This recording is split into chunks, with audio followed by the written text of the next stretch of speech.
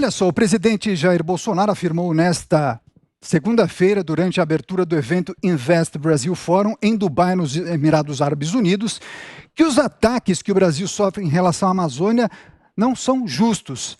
Nesse discurso sobre negócios e falando das riquezas do país, ele convidou possíveis investidores internacionais para conhecerem a região e alegou que, por ser uma floresta úmida, ela não pega fogo. Então, a gente separou um trecho do discurso de Jair Bolsonaro sobre o assunto. Acompanhem. Uma viagem, um passeio pela Amazônia é algo fantástico. Até para que os senhores vejam que a nossa Amazônia, por ser uma floresta úmida, não pega fogo. Que os senhores vejam realmente o que ela tem. Com toda certeza, uma viagem inesquecível. Além de turismo, conhecer aqui o que seria um paraíso aqui na Terra. A Amazônia é um patrimônio. A Amazônia é brasileira. E vocês lá comprovarão isso e trarão realmente uma imagem que condiz com a realidade. Os ataques que o Brasil sofre quando se fala em Amazônia não são justos. Lá, mais de 90% daquela área está preservada. Está exatamente igual quando foi descoberto no ano de 1500. Está aí um trecho do discurso do presidente Jair Bolsonaro nos Emirados Árabes Unidos, um evento para investidores. Então, vamos analisar justamente essa fala de Jair Bolsonaro. Eu quero chamar Rodrigo Constantino, por gentileza. Constantino, nesse trecho que nós separamos, o que nós pudemos acompanhar, você acha que é possível conseguir investidores para injetarem dinheiro no Brasil com esse tipo de discurso? Você concorda com Jair Bolsonaro que os ataques são injustos ou não? Boa tarde a todos. Eu concordo com o presidente. Eu acho que há uma campanha difamatória muito pesada e liderada por brasileiros, o que é ainda pior, né, no resto do mundo, pintando o Brasil como patinho feio no assunto climático e a Amazônia como se estivesse na iminência ali, né, de virar um deserto. Isso tudo não condiz com a realidade. Então eu concordo com o presidente quanto à opinião de que há uma campanha difamatória e que tem muita gente que tem interesse de alguma maneira em manter o status quo e a situação atual, que serve só para irrigar cofre de ONGs e de lideranças indígenas que não falam em nome dos índios e por aí vai. Agora, eu concordo com a opinião do presidente, eu enfatizei o opinião e concordar com isso, porque o resto não é passível de opinião, de dúvida, né? É fato. Eu acho que ele exagerou só um pouquinho, ele falou mais de 90%.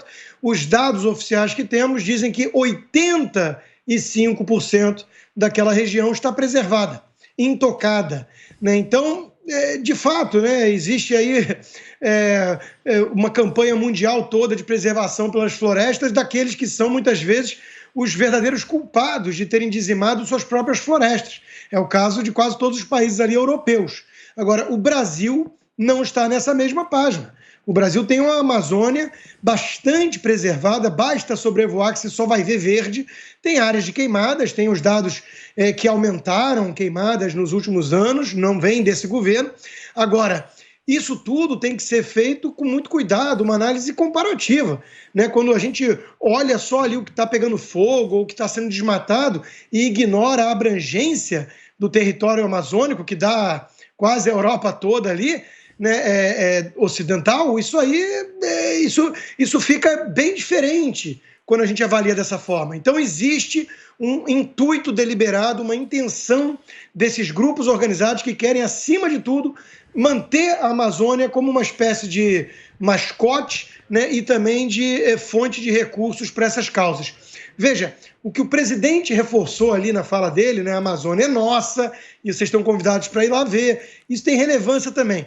A gente sabe que existe um movimento de globalistas que querem tratar a Amazônia como se fosse deles, né? O ápice disso foi o ato falho ali, ou nem tão ato falho assim, do Macron, quando disse a nossa Amazônia, né? Alguns acharam que ele queria se referir às Guianas francesas. Não, né? Ninguém fala a nossa Torre Eiffel, né? Então, nossa Amazônia, uma ova, né? A Amazônia tem dono e é território nacional. Então, a fala do presidente também tem esse objetivo, reforçar a ideia da soberania nacional contra os globalistas. E isso aí está na ordem do dia. Fábio Piperno, dentre várias coisas, Rodrigo Constantino diz que o Brasil sofre campanha difamatória feita por brasileiros, inclusive. Você concorda? Não, o Brasil não sofre campanha difamatória feita por brasileiros. O Brasil tem que tomar realmente muito cuidado para que a floresta não seja dizimada. Os índices de queimadas, de desmatamento cresceram muito nos últimos tempos. A gente sabe, por exemplo, até mesmo do contrabando ilegal de madeira, né? Isso já foi, inclusive, alvo aí de inquéritos, de trabalho de fiscalização que não tem mais, até porque os responsáveis pela fiscalização foram transferidos. É óbvio que, enfim, a Amazônia é um santuário que atrai a cobiça de muita gente, mas o Brasil sempre soube defendê-la. Eu acho que a questão preponderante, a questão primordial não é essa, não é exatamente como é que o Brasil faz a defesa disso. O Brasil, eu acho que nesse campo, sempre, de décadas para cá, eu acho que tem trabalhado muito bem.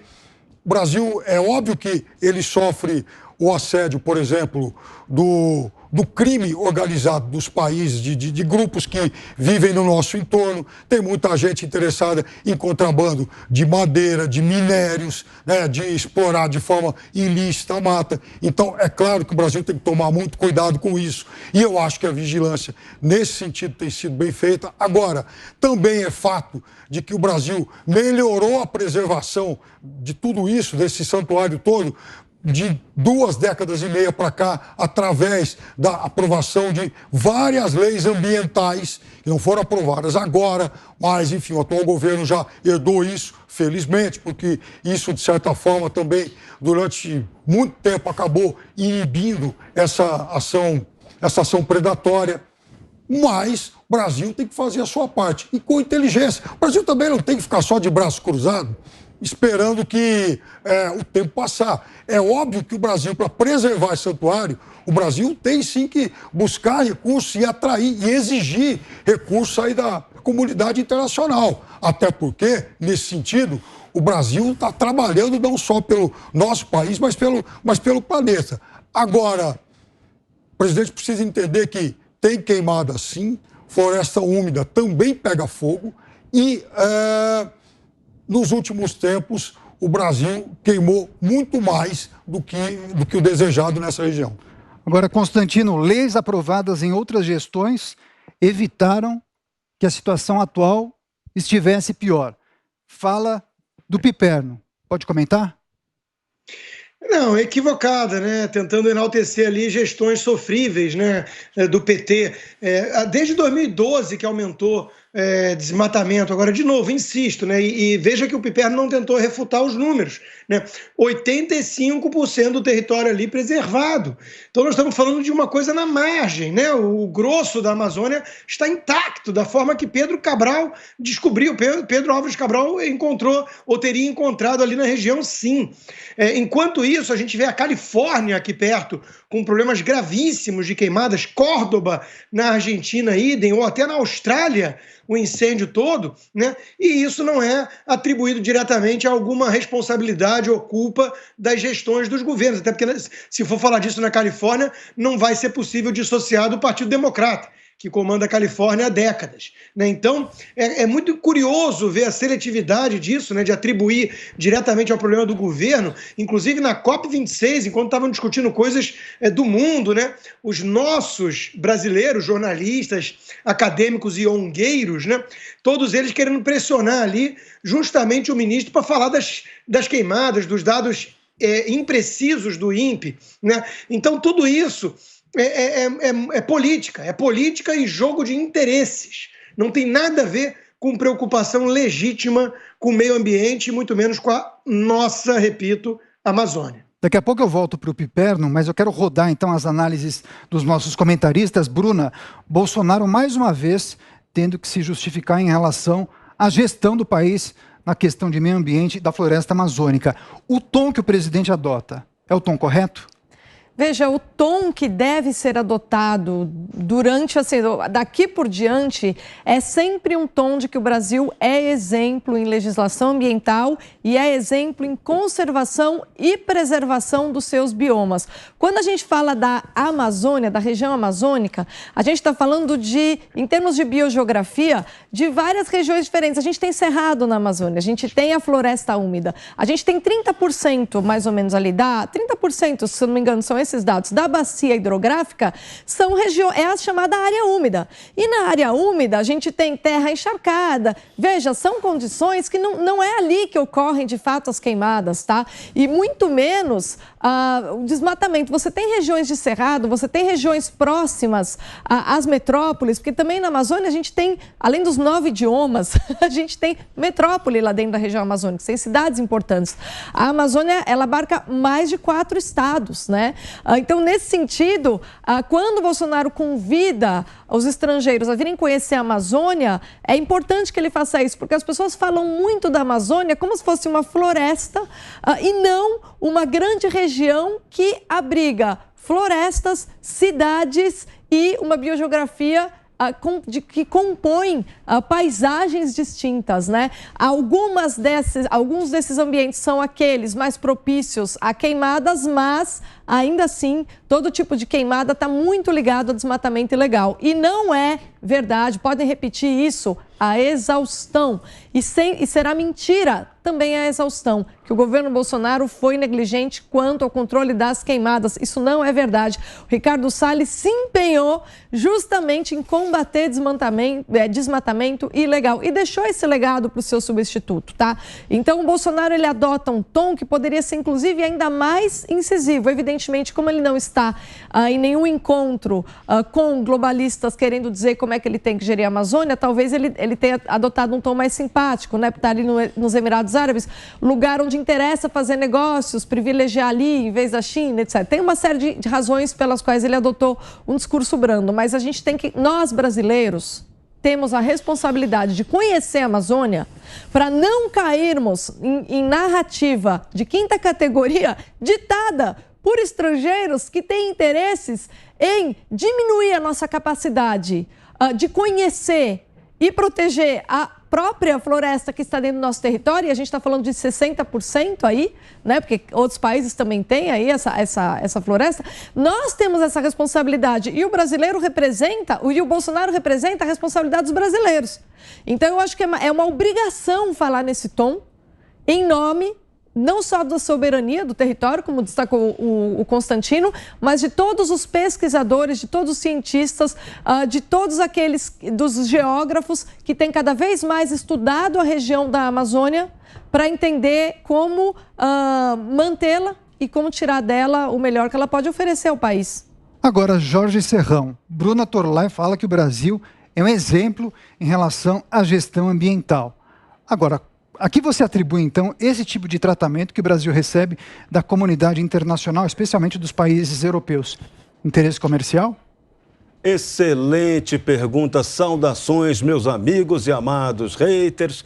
Saudação especial para o mais novo patriota brasileiro, Sir Lewis Hamilton. Ontem você deu um show espetacular. Aquela bandeira brasileira no pódio, escondendo os papagaios de pirata, foi o lance mais importante para o Brasil nos últimos tempos. Viva Lewis! Pilota, garoto, e se der, vence o campeonato. Sobre a Amazônia, eu tenho a sorte de ser um repórter que fiz 4 grandes reportagens no meio da floresta amazônica, ficando lá dentro em cada uma delas 7 a 8 dias. Então, eu posso dizer que eu conheço a realidade amazônica.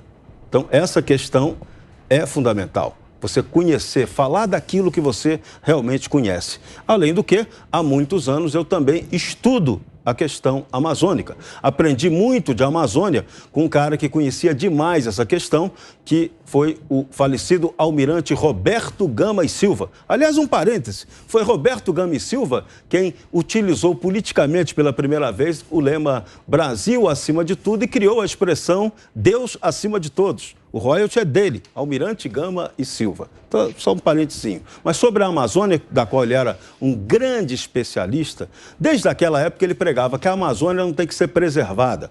Ele dizia, Gami Silva, que o verbo certo para a Amazônia é conservar. Conservar a Amazônia significa o quê? Explorá-la economicamente, de maneira racional, sustentável, respeitando o meio ambiente e respeitando a realidade cultural fantástica dos povos daquela região. São brasileiros com característica indígena. Eles sabem tudo daquela região. O nosso exército brasileiro, por exemplo, a maioria dos nossos soldados especialistas em guerra na selva, imbatíveis nessa questão, são profundos conhecedores da Amazônia, porque são índios. Então, eles sabem do que estão falando.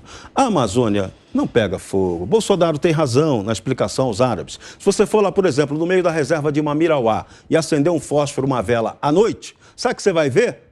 Um monte de olho de jacaré, um oceano de jacaré dentro d'água.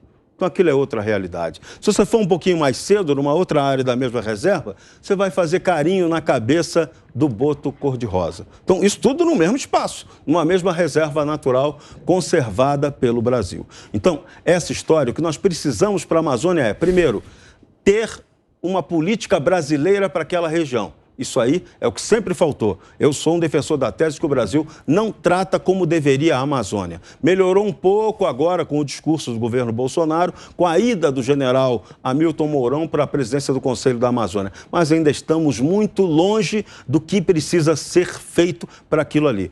Ali, a única saída é desenvolvimento regional sustentável. Aquilo tudo é muito longe. Cada caminho que você persegue naquela Amazônia são 14 horas para se deslocar nas principais áreas ali. Tem estrada só pelo rio. Então, nada é fácil, nada é simples. Chove muito em algumas estações. Na Baixa, você tem estradas que são criadas secas do rio.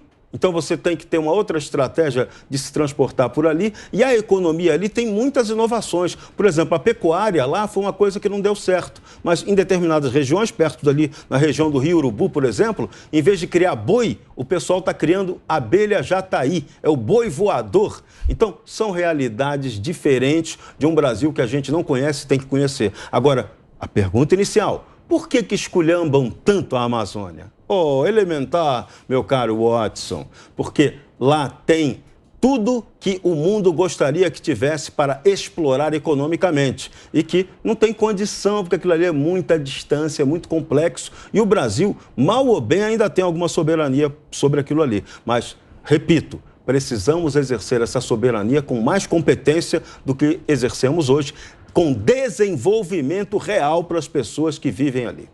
As análises de Jorge Serrão aqui no 3 em 1. Vamos fazer o seguinte, vamos mudar de assunto, mas ainda falando do presidente Jair Bolsonaro, porque a filiação marcada para o próximo dia 22 ao Partido Liberal foi cancelada em comum acordo entre as partes.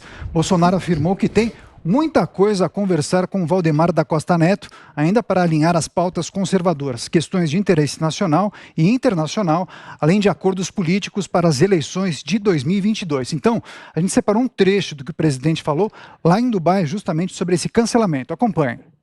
Tem muita coisa a conversar com o Valdemar da Costa Neto ainda, porque afinal de contas não é a minha bandeira que vai ficar isolada no partido dele.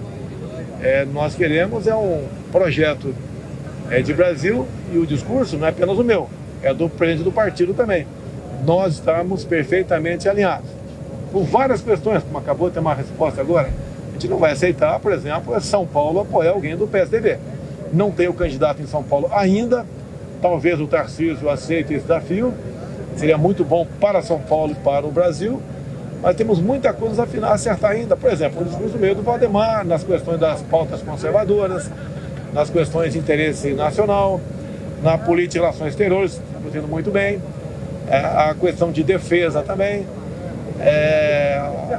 os ministros, o padrão dos ministros que nós temos a continuar, obviamente. Então, o casamento que tem que ser perfeito, né? Se não for 100%, que seja 99%. Essa é a ideia. É isso que o povo espera de todos nós, é a continuidade da mudança.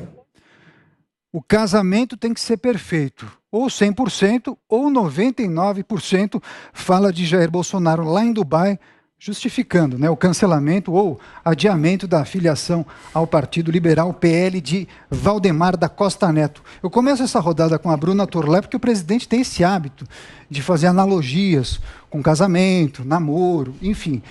Tudo caminhava para um desfecho feliz, até data tinha, dia 22. Agora, algumas coisas aconteceram, essas trocas de mensagens, por alguma razão, eles não se acertaram. Tem clima para avançar? Pois é, eu acho que não, Daniel. É engraçado, né? 99% casamento. Nunca vi casamento perfeito. Eu acho que o Bolsonaro ele precisa baixar um pouquinho as expectativas. De qualquer maneira, o grande problema é o fato de o PL ser um aliado importante do PSDB aqui em São Paulo e já haver o acordo prévio de o PL apoiar aquele indicado pelo governador João Dória, que é o maior rival do Jair Bolsonaro, não em termos de popular. Acho que eles rivalizam talvez no máximo em desaprovação, né? Acho que o Dória ganha dele nisso, né? O João Dória ele tem 71% de desaprovação, o Bolsonaro consegue ter menos. Dizem que ele tem tanta desaprovação, o Dória ganha disparado nesse ponto. Ainda assim, eles são rivais por uma série de questões que o João Dória tentou se impor de qualquer maneira durante a pandemia, né? Então, gerou-se uma rivalidade. Seria um absurdo, realmente, o Bolsonaro estar afiliado a um partido que apoiasse o João Dória, o candidato do João Dória ao governo do Estado de São Paulo. E sem o Estado de São Paulo, o Bolsonaro aprendeu com a eleição de 2020. A eleição de 2020 foi um fiasco, justamente porque ele apoiou o Celso Russomano num acordo que envolvia Arthur Lira como seu presidente da Câmara, e o Celso Russomano é um aliado histórico aqui em São Paulo do Bruno Covas, e toda a base conservadora sabia que não daria certo, né? Ainda assim, o Bolsonaro insistiu. Hoje em dia ele tem um pouco mais de atenção às informações que chegam da base regional. E a base regional deixa muito claro que o mais importante para os conservadores aqui em São Paulo é jamais, em tempo algum, ter nenhum tipo de aliança com o PSDB, já que a força aqui tucana, né, é o reduto que permite o PSDB continuar na política. Tá? A grande força do PSDB é ele se manter no governo de São Paulo. E o PSDB ele não desiste da estratégia de tentar reconquistar a classe média que um dia o confundiu com um partido direitista. Já não confunde mais, então é importante para o Bolsonaro, se ele quer ser uma liderança conservadora e deixar aí lideranças no seu lugar, ter aqui um governador alinhado com o governo federal. Maior estado do país, segundo maior PIB do país, não é à toa que o presidente fale claramente que, sem poder decidir, ajudar na decisão sobre o nome para disputar o governo de São Paulo, não tem casamento. Então, Serrão, Bolsonaro deve ter dito, ou eu tenho autonomia ou eu estou fora? Com certeza isso. Me auxilia aqui, São Tiririca. 22, 22, Valdemar se deu mal. 22, 22, o Bolsonaro é animal. Ferrou Valdemar. O acordo que o PL queria era que Bolsonaro entrasse para o partido e ficasse totalmente submisso à legenda, certo? Com Bolsonaro, esse papo não dá certo. Ele queria o controle regional da legenda, sobretudo aqui em São Paulo e também nos estados do Nordeste, onde alguns integrantes do PL, Partido Liberal, ameaçavam fazer acordo com Luiz Inácio Lula da Silva, né? Então, Bolsonaro jogou. Quando ele falou que faltava 99% para o fechamento desse acordo político com o PL, a gente ficou ressabiado, porque nesse 1% devia ter um problemão. Qualquer negociação com um partido dessa base aliada, um partido que tem tradição de negociações esquisitas, o partido que ficou famoso no escândalo do Mensalão, naquela comparceria com Lula, você tem que tomar muito cuidado com esse tipo de casamento. Porque isso não é um casamento do bem, não. É o diabo tentando casar aí com a filha de Jesus. Esse casamento não vai se viabilizar. Não é possível que politicamente saia boa coisa daí. Mas Bolsonaro não tem jeito, foi obrigado a se aliar ao Centrão para não ser derrubado. Então, só resta para ele estar em parceria com PP, PL, PRB e outros menos votados. E que terão dificuldade até de eleger muita gente na eleição do ano que vem, porque a tendência do eleitorado brasileiro ainda é fortíssima de rejeitar políticos que tenham DNA relacionado à corrupção. Então, Bolsonaro vai ter que se virar nos 30 ou nos 22, né? Ou em qualquer outro número partidário, para tentar desenhar uma identidade política para ele, que essas alianças para a eleição de 2022 não o comprometam. Agora, a prioridade máxima de Bolsonaro, por enquanto, é impedir que qualquer partido desse aliado dele, nesse casamento esquisito, tente formar qualquer aliança com Luiz Inácio Lula da Silva. Se ele conseguir isso, ele neutraliza o PT e vem com grandes chances na sucessão presidencial. Se não, o bicho pode pegar. Fábio Piperno, há quem diga também que o fator Sérgio Moro e prévias do PSDB também podem interferir nessa decisão ou nesse anúncio de Jair Bolsonaro. Qual é a sua avaliação? Sem dúvida nenhuma, a entrada do ex-ministro Sérgio Moro no jogo mexeu com o tabuleiro, principalmente do centro para a direita. E no caso do PSDB, Bolsonaro também, ele aguarda atentamente o resultado, porque o partido tomará destinos diferentes conforme seja o Dória ou Eduardo Leite o vencedor. Agora, sabe que uns anos atrás, umas 2 décadas atrás, havia um programa de televisão chamado Namoro na TV. Ou seja, se esse programa existisse, podiam mandar o Bolsonaro para lá. Porque lá o sujeito pedia, lá, moço, namoro e tal. E aí, às vezes aceitava, às vezes dava certo, às vezes dava não. Porque, vejam bem, Bolsonaro já tentou namorar o PRTB, né? E falou com a família de Levi Fidelix, recebeu um não. Tentou o PTB de Roberto Jefferson. Bem, se nem Roberto Jefferson hoje é um nome consensual no partido, imagina Bolsonaro. Tentou o Republicanos, tentou Patriotas, falou-se no PP e agora foi bater no PL. E aí, vejam, a culpa não é exclusiva do presidente da República. É que não dá também para encarar os partidos políticos do Brasil como um monolito ideologicamente homogêneo, uniforme, porque eles não são. No caso do PL, por exemplo, tem toda essa problemática de São Paulo. E o PL está fechado com o Rodrigo Garcia, o vice de Dória, e é por isso que a prévia é importante, porque se Dória perde a prévia, pode ser que ele tente ser candidato à reeleição. Vencendo, ele abre espaço para o Rodrigo Garcia ser de fato o candidato, e aí o PL está fechado com ele. O PL não vai abrir mão de um candidato que vai ter o apoio da máquina para entregar a máquina de São Paulo para Eduardo Bolsonaro. Se você cruza o país e vai para o Amazonas, o deputado Marcelo Ramos, que é a maior liderança do partido naquele estado e atual vice-presidente da Câmara, cargo importante, Marcelo Ramos falou, bom, se Bolsonaro entrar, eu saio. Lá no Nordeste, são 3, 4 estados que já estão muito próximos da órbita aí do ex-presidente Lula, como historicamente eles foram.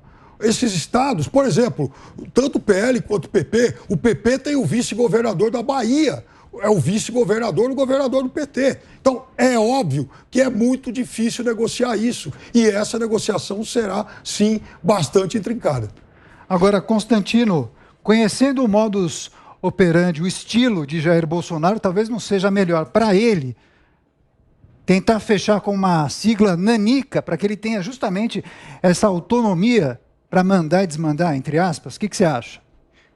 Daniel, esse é um ponto que com certeza está passando pela cabeça do Bolsonaro, e nas bases bolsonaristas está tendo discussão. Tem gente que acha que ele tinha que ir por esse caminho, para ele ter o controle, para ele estar mais limpo, não se manchar em relação ao discurso, de ter que estar com o Valdemar Costa Neto ou com o Ciro Nogueira. Por outro lado, ele abre mão da capilaridade, né? Somar PP e PL são mais de 1000 prefeituras.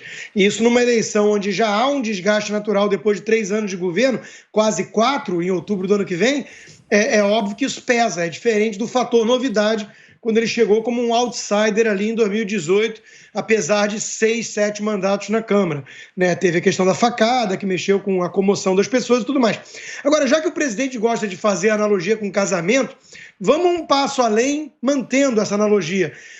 O que o Piperno disse é verdade, os partidos brasileiros não têm uma identidade ideológica, doutrinária, programática, o que se assemelha muito ao quê, né? há um prostíbulo muitas vezes. São siglas de aluguel, vão para onde o dinheiro aponta, o poder está. Né? Então, se é isso, o presidente está tendo que negociar um casamento com a menina de programa. Né? A vantagem disso é que, pelo menos, não se espera grandes traições, porque você não espera fidelidade. Né?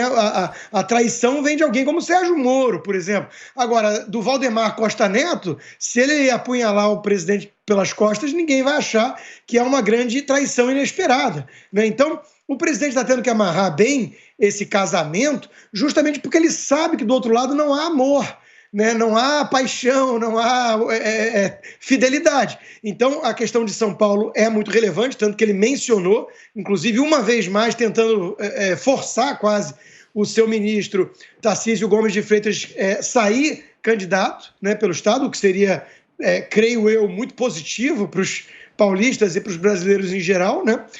Mas resta o ministro aceitar essa empreitada e tem pontos nevrálgicos aí no Nordeste, como apontou também o Piperno. Então, esse vai e vem do presidente gera insegurança nos seus, inclusive, correligionários. Eu entrevistei um deputado bolsonarista essa semana agora, e ele mesmo disse, não, o presidente falou 99% certo. Eu, já conhecendo Bolsonaro, só espero ele assinar, né, a ficha de filiação de algum partido para me mexer. Senão, para mim, ainda está em aberto. E dito e feito, né? 2 dias depois, 3 dias depois, o próprio presidente coloca isso em cima do muro. Então, é muito difícil, tá? Nós temos que, no mínimo, ter alguma empatia para entender que não é trivial, ele não pode sair candidato avulso, a lei não permite, ele tem que aportar em algum partido. Os nanicos também carregam problemas, e além de perder a capilaridade, então, são escolhas de Sofia. O presidente vai ter que ir pelo menos pior, né, pelo caminho ali que ele julga mais vantajoso dentro da estratégia de poder dele e também das causas que ele, de certa forma, defende. Só vale notar, para terminar, que o Brasil não tem um partido conservador. Tem muitos partidos de esquerda e muitos partidos fisiológicos. Não tem um partido conservador.